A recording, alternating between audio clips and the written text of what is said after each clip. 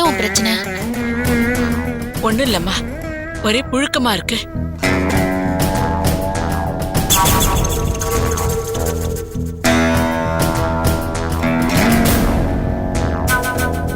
உனக்கு உடம்பு புழுங்கின மாதிரி தெரியலையே. புழுக்கம் என் உடம்புல இல்லடி, மனசுலதான். என்ன அம்மா? மாதவ ரூம்ல ரேகா படுத்திருக்கா. ஏமா, கல்யாணத்துக்கு முன்னாடிதான் அப்படி இருக்க கூடாதுன்னு சொல்லிட்டு இருந்த. அதான் அண்ணன் தாலி கட்டிடுச்சுல, அப்புறம் என்ன? இருந்தாலும் ரேகாவோட தாத்தா இறந்து ஒரு நாள் தானே ஆகுதுமா. அதனால என்னடி அதனாலன்னு கேக்குற? வீட்டுல துக்கம் அனுசரிக்க வேண்டிய நேரத்துல முதல்ல இரவு கொண்டாட்டமா? மா, அவங்க ஃபர்ஸ்ட் நைட் கொண்டாட போறேன்னு உங்ககிட்ட சொன்னாங்களா? பின்ன அப்பல இருந்து பாக்குற ரூம் அடிச்சா கிடக்குது. அது பெரியவங்களுக்கு தெரியாதா எந்த நேரத்துல என்ன பண்ணணும்னு? அதுக்கு கால நேரம் எல்லாம் பாக்கணும். மா, உங்ககிட்ட போய் இதெல்லாம் டிஸ்கஸ் பண்றேன் பாரு. எனக்கு தான் கல்யாணம் ஆயிடுச்சு. ஆமா, கல்யாணம் தான் ஆச்சு, வேற ஒண்ணும் ஆவலையே. நீங்க ரெண்டு பேரும் அந்யோன்யமா இருந்து சந்தோஷமா இருந்திருந்தா இந்நேரம் நீ ஒரு குழந்தைய பெத்து நான் பாட்டி ஆயிருப்பேன், ப்ரமோஷன் வந்திருக்கும். மா, இந்த குத்தல் பேச்சு தானே வேண்டாங்கிறது. ஏண்டி, இந்த வீட்டுல பெரியவங்களை யார் மதிக்கிறாடி? தனக்குதான் எல்லாம் தெரியுங்கிற மாதிரி தானா கல்யாணம் பண்ணிக்க வேண்டியது. எதுக்கும் வந்தவன்னு சொல்லாம மாச கணக்குல அம்மா வீட்டுல டேரா போட வேண்டியது. இப்படிப்பட்ட பிள்ளைங்களை வச்சுக்கிட்டு நான் இன்னும் உயிரோட இருக்கனே, அத நினைச்சாதான் எனக்கு வேதனையா இருக்கு. சின்னவங்க பெரியவங்களை மதிச்சு கேட்கணும். தனக்கு தானே கொம்பு முளைச்ச மாதிரி கண்ட மெனிக்கு ஆடக்கூடாது. அம்மா,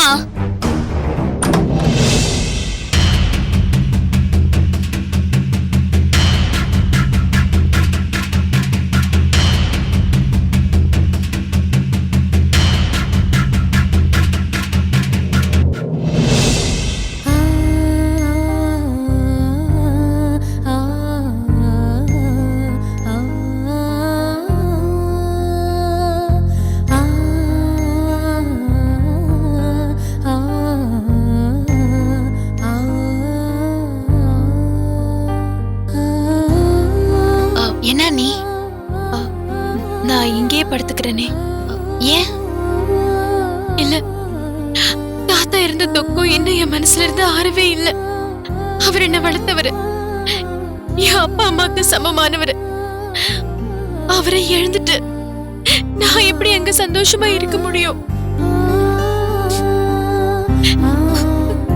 சரிங்க, நீ அழாதீங்க, நீங்க படுத்துக்கோங்க.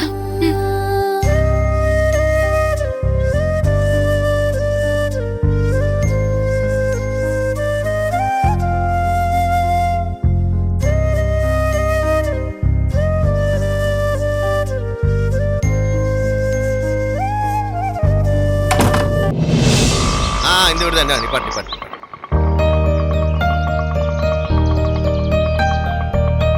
இந்தாங்க சார்.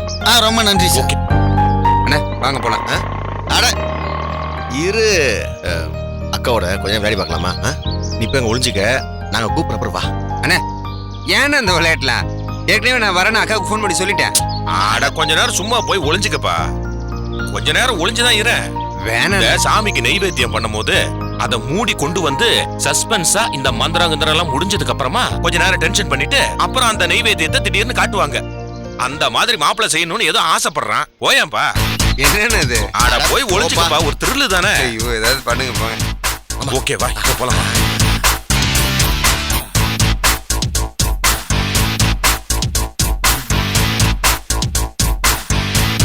அக்கா,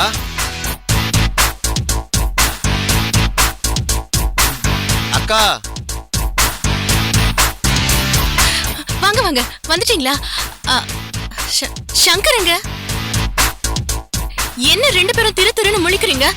சங்கர் எங்க தம்பி?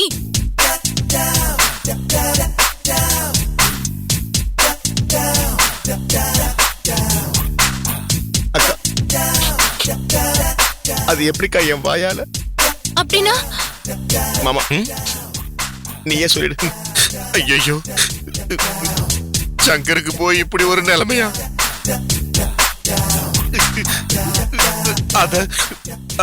அத என் வாயால சொல்ற அளவுக்கு என்கிட்ட தெம்பு இல்லடா மாப்பிள.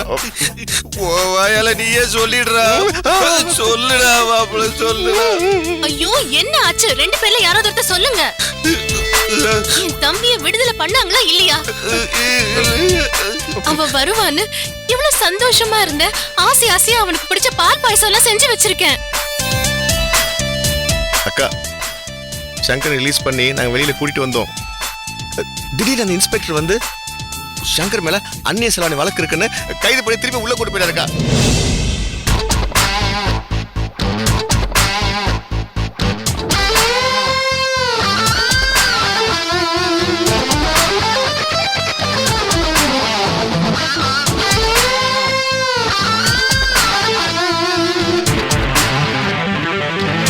அந்நிய செலவணி வழக்கா?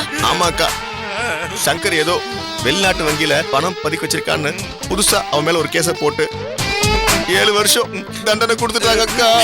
கடவுளே, இது என்ன சோதனை?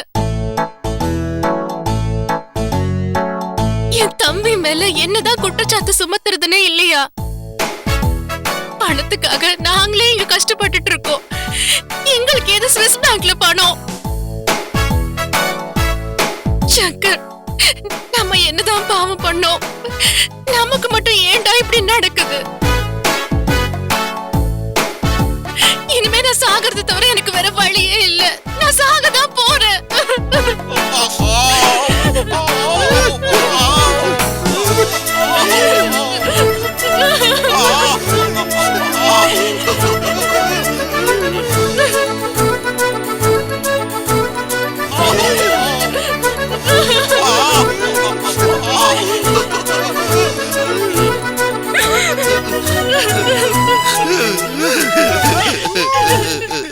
ஐயோ போதும், நிறுத்துறீங்களா?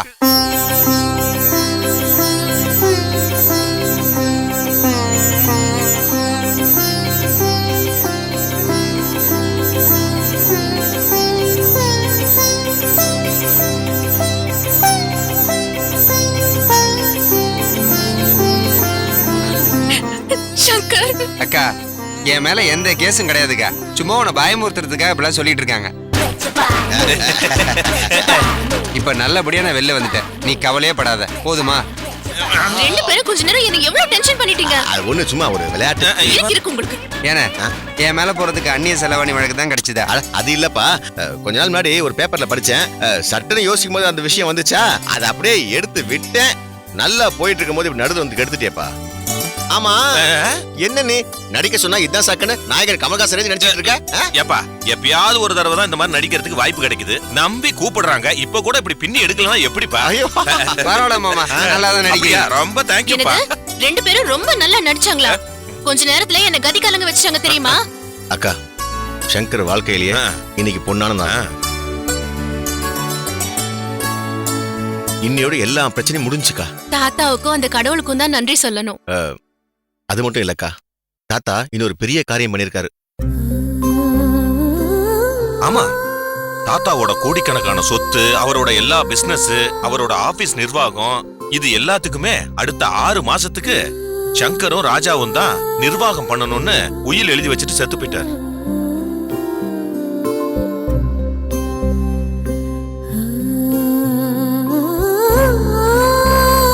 அப்படியா? நான் அந்த தாத்தாவை எப்படிலாம் திட்டிருக்கேன், எவ்வளவுலாம் சபிச்சேன். ஆனா கடைசி நேரத்துல இப்படி நல்லவரா இருந்திருக்காரே. பரவாயில்ல, மலை போல வந்த துன்பம் பனி போல விளங்கிருச்சு. சுந்தர்லிங்கம் வாழ்க. வாழ்க.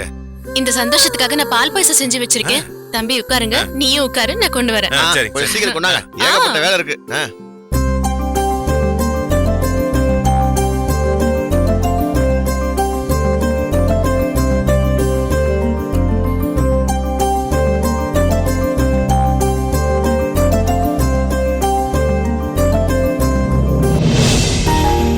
திவ்யா, இதோ வரேன்னு. திவ்யா, இந்தாண்ணா காஃபி. நான் காஞ்சிபுரம் ஆபீஸ் கிளம்புறேமா? சரிண்ணா. போய் இறங்கணுது இறங்காதம்மா, ஃபோன் பண்ணி வீட்டுல பிரச்சனை திரும்பி வான்னு கூப்பிட்டுறாதம்மா. என்னென்ன நீ ஏன் எப்படி சொல்ற? இனிமே எது நடந்தாலும் நான் உன்னை கூப்பிட மாட்டேன். சும்மா சொன்னேன். அம்மா எங்க? அவங்க யார்கிட்டயும் பேசுறது இல்ல. எப்ப பார்த்தாலும் ரூம்குள்ளே அடைஞ்சு கிடக்குறாங்க. 5 வருஷமா மாதவன் காதலிச்சு கல்யாணம் பண்ணிருக்கான். வேணான்னு சொன்னா நடக்குமா? நீயே அம்மாவை சமாதானப்படுத்து. நான் பாத்துக்கிறேன்.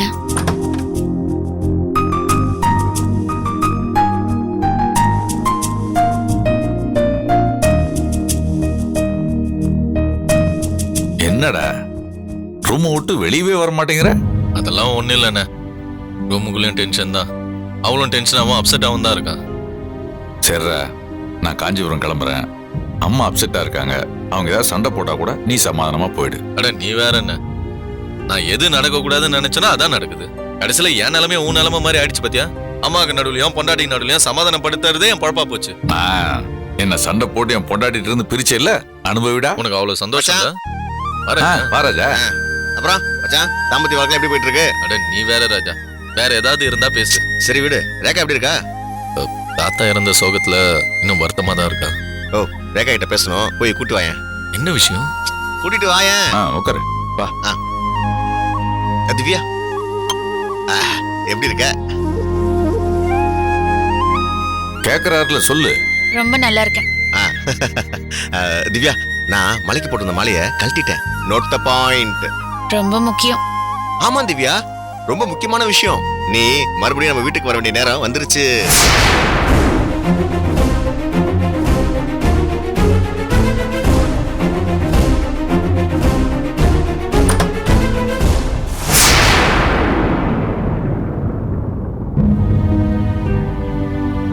வாங்கண்ணே. வாமா. தாத்தாவோட கடைசி காரியத்தை ஒரு புள்ள ஸ்தானத்துல இருந்து நல்லபடியா முடிச்சு கொடுத்துட்டீங்க. உங்களுக்கு நான் ரொம்ப நன்றி கடன் பட்டிருக்கேன்னு. அட நீ வேற, பரவாயில்லம்மா. நேத்து தாத்தாவோட வக்கீலு என்னையும் சங்கரையும் கூப்பிட்டு அவரு எழுதி வச்சிருந்த உயில படிச்சாருமா. உயில்ல தாத்தாவோட கோடிக்கணக்கான சொத்தையும் அவருடைய ஆபீஸையும் நானும் சங்கரும் 6 மாசம் கவனிச்சுக்கணும் எழுதியிருக்காருமா.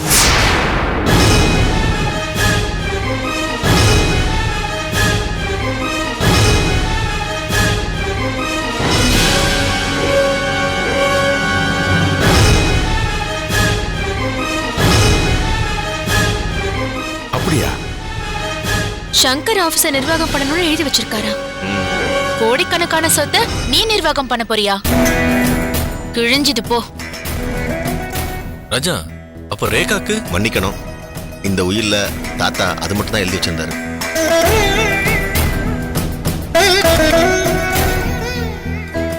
கூடவே நானும் சங்கரும் மாச சம்பளமா ஆளுக்கு 50,000 ரூபாய் எடுத்துக்கலாம்.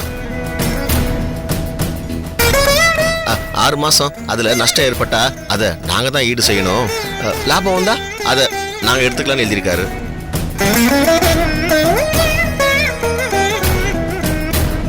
ஆனா ரேகாவை பத்தி எதுவுமே எழுதல.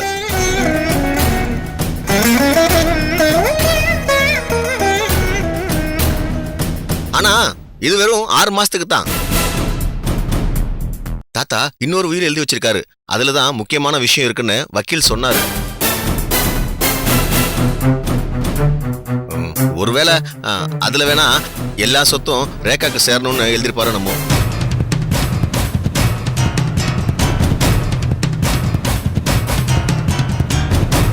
பாத்தியா, சாகர நேரத்துல கூட அந்த தாத்தா உன் தலையில கல்ல தூக்கி போட்டுட்டு செத்துருக்காரு. உன்னை சம்பந்தப்படுத்தி உயில ஒரு வார்த்தை கூட எழுதல. நல்லா பழி வாங்கிட்டார்ல.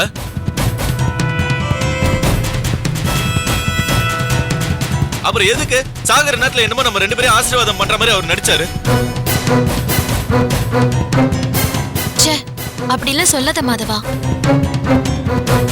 சாகும் போது மனம் திருந்தி பல நல்ல காரியங்களை செஞ்சுட்டு போயிருக்காரு. முக்கியமா சங்கரை மன்னிச்சிருக்காரு. சங்கர சுதந்திர மனுஷனா மாத்திருக்காரு. இதுவே பெரிய விஷயம். தாத்தாவோட சொத்தை நம்ம எதிர்பார்க்கலையே. நீ எதிர்பார்க்கலனா அது உன்னோட பெருந்தன்மை. ஆனா நியாயப்படி பார்த்தா அது உனக்கு சேர வேண்டிய சொத்து தானே. ஆமா, அது என்ன 6 மாசம் ட்விஸ்ட்? தேவையில்லாம குடும்பத்துக்குள்ள எல்லாருக்கும் மனஸ்தாபம் ஏற்படுறதுக்கா?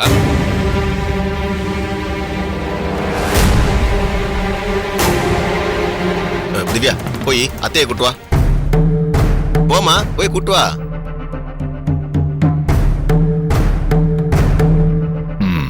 வாழ்த்துக்கள் ராஜா. ஐயோ மச்சான், நல்லா இருக்கும் ராஜா. பாருங்க, நீங்களும் சங்கரும் சேர்ந்து தாத்தாவோட கம்பெனியை சிறப்பா நடத்தணும்.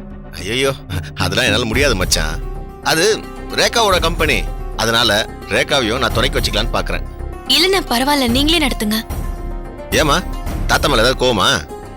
சச்சா அப்படியெல்லாம் இல்லண்ணே, அவர் ஏதோ காரணத்தோட தான் இது எல்லாம் பண்ணிருக்காரு. ரேகா, நாங்க நிர்வாகம் பண்ண போறது தாத்தாவோட சொத்து. ஆக்சுவலா அது உனக்கு சேர வேண்டியது. என் மேல உள்ள திடீர் பாசமோ இல்ல நீ மாதவனை கல்யாணம் பண்ணிட்டு வந்த கோபமோ தெரியல. சொத்தையும் கம்பெனியும் எங்க மேல எழுதி வச்சிருக்காரு. இங்க பாரு, இப்போ நாங்க 2 பேரும் கத்துக்கிட்டீங்க. அதனால கம்பெனியை நாங்க எடுத்து நடத்தி அதனால நஷ்டம் வந்துச்சுன்னு வச்சுக்கோ, எல்லாருக்கும் கஷ்டம் தானே. இத பாருமா, நீ கம்பெனியோட சேர்ந்து வளர்ந்தவ, அதனால நிர்வாகத்தை பத்தி A to Z உனக்கு எல்லாமே நல்லா தெரியும். இங்க பாரு, நாங்க 2 பேரும் உனக்கு துணையா இருப்போம். நீ முன்னாடி நின்று கம்பெனி பொறுப்பை பாத்துக்க. இது சரியான முடிவு. இல்லண்ணே, நான் கொஞ்சம் யோசிக்கணும். என்னதை யோசிக்கணும்? ராஜா, நீ ஒன்னும் கவலைப்படாத, அவ வருவா, நான் அனுப்பி வைக்கிறேன்.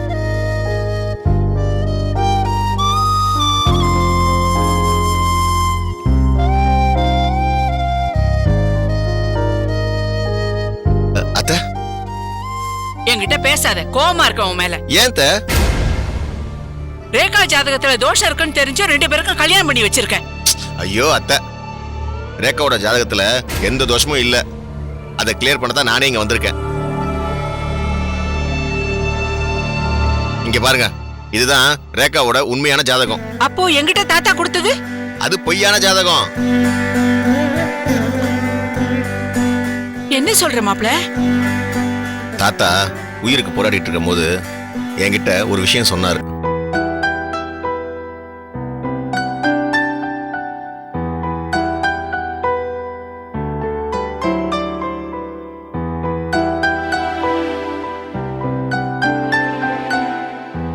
ராஜா, மாதவனுக்கும் ரேகாவுக்கும் கல்யாணம் பண்ணி நீ நீ பெரிய காரியம் பண்ணிருக்க. ஆனா நான் அவங்கள பிரிக்கிற மாதிரி சின்ன புள்ளத்தனமான காரியம் எல்லாம் பண்ணிட்டேன். அது இப்போ நீதான் சரி பண்ணணும் ராஜா, நீதான். சொல்லுங்க தாத்தா. ராஜா, பார்வதி அம்மா ஒரு நாள் என் வீட்டுக்கு வந்து ரேகாவோட ஜாதகத்தை கேட்டாங்க.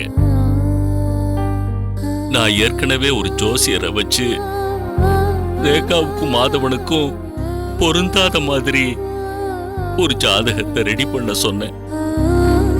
அதுல கடுமையான தோஷம் இருக்கிற மாதிரி அந்த ஜாதகத்தை பொய்யா செட்டப் பண்ண வச்ச. என்ன மன்னிச்சிருப்பா. இந்த பாழா போன ஈகோ என் பேத்தி வாழ்க்கையில விளையாடிடுச்சு. அதுக்குத்தான் நான் இப்ப அனுபவிக்கிறேன். நான் கொடுத்த ஜாதகத்தை எடுத்துக்கிட்டு பார்வதி அம்மா எந்த ஜோசியர்கிட்ட போனாலும் ரேகாவுக்கு கடுமையான தோஷம் இருக்கு, மாதவன் ஜாதகமும் இந்த பொண்ணோட ஜாதகமும் செட் ஆகாது, இவங்க 2 பேருக்கும் கல்யாணம் பண்ணி வைக்க கூடாதுன்னு சொல்லுவாங்க. ஏன்னா நான் கொடுத்தது செட்டப் பண்ண ஜாதகம்.